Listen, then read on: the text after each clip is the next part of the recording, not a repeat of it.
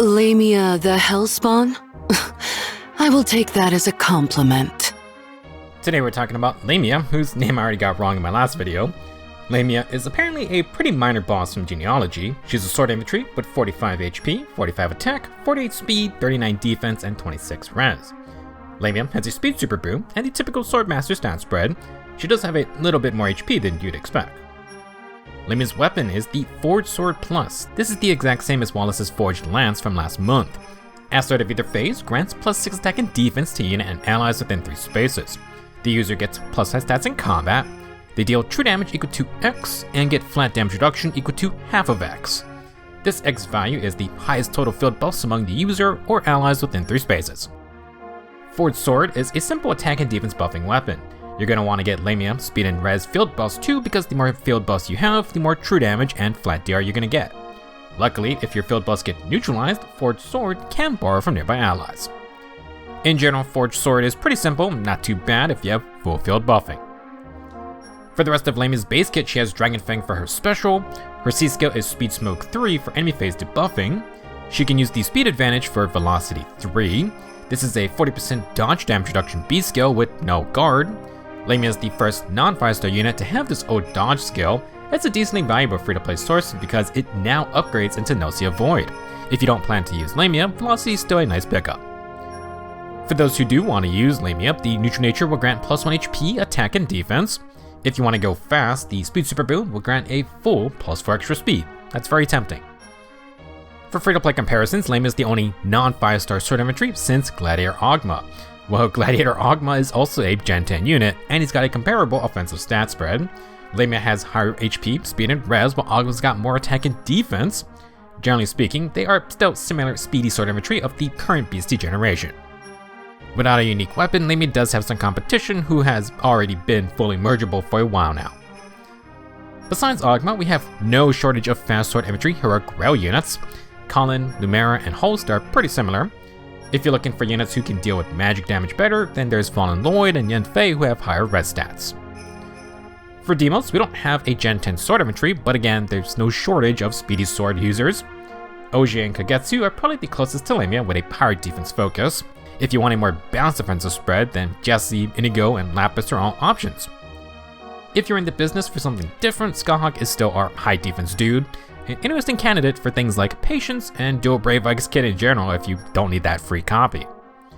All in all, Lamia is just another speedy sword infantry to add to the growing pile.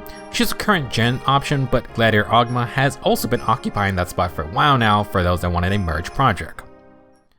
Let's talk about some builds. Forged Sword wants field buffs for treachery true damage and flat DR effects. Speed and Res 03 is a simple self-buffing skill, but you need to start the turn next to another ally. Assuming you get full field buffing, Lamia can run bonus doubler skills. Makes perfect sense for this type of weapon. As for Velocity, I would keep it. Dodge's 40% DR will synergize with Forged Sword's flat damage reduction.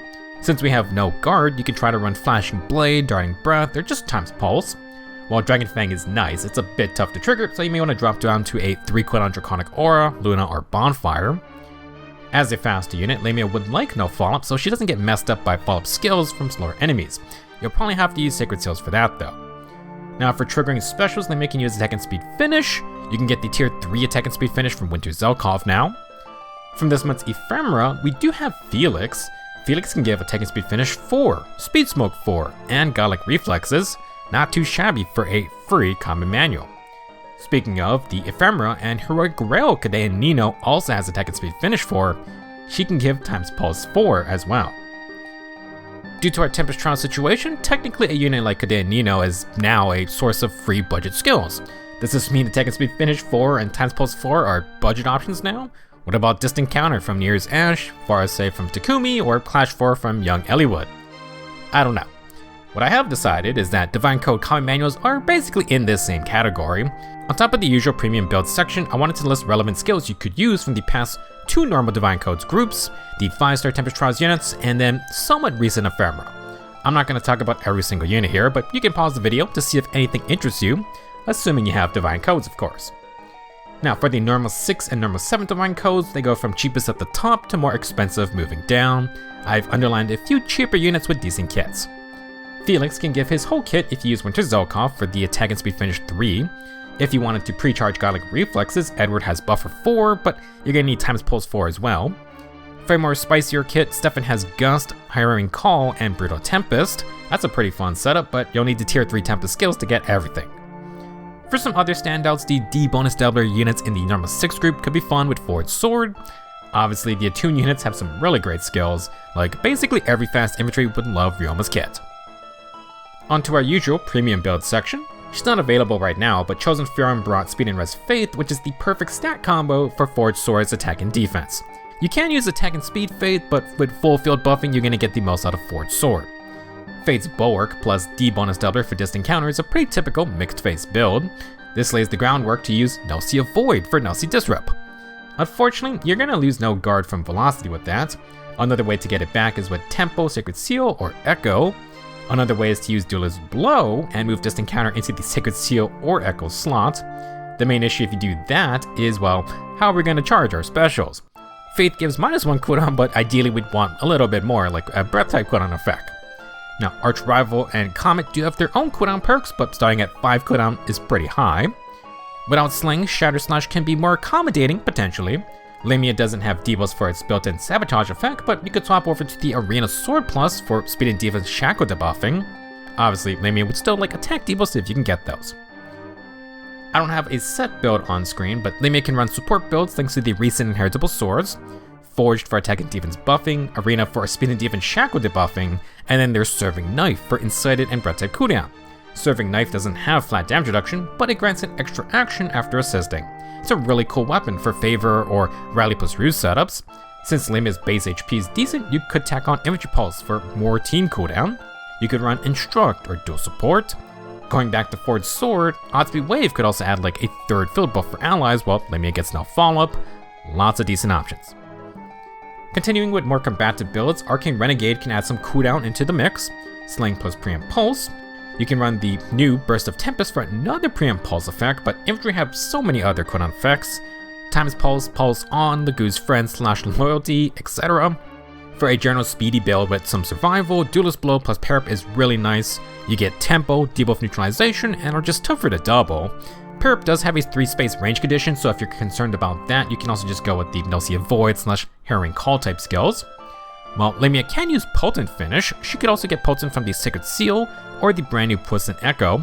Puissant has a lower speed advantage, but it's the 100% potent follow-up effect.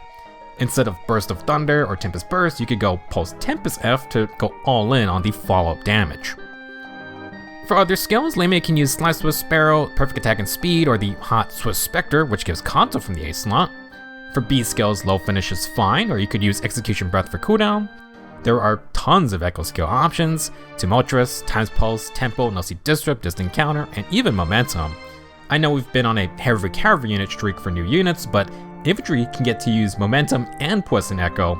Those can open up some very fun new builds. So, should you 5-star Lamia? As far as free-to-play Swordmasters go, Lamia is a fine modern option, but without a unique weapon or deviating from the usual speedy stat line, she's not super special. For arena scoring purposes, Lamia's score is the same as Gladiator Ogma, who's been around for more than half a year already. By the time you can plus 10 Lamia, we'll be closer to the assumed Gen 11 BST increase. Now, Lamia is a more balanced sword infantry if you wanted one to fight mages and dragons. Her HP is a bit higher than usual as well. In terms of fodder, Lamia does bring some nice new toys. Forged Sword could be a decent pick for more defensive builds. Lamia herself may prefer the more speed-focused Arena Sword, or you could always use the fun Serving Knife. As for velocity, it's a nice surprise.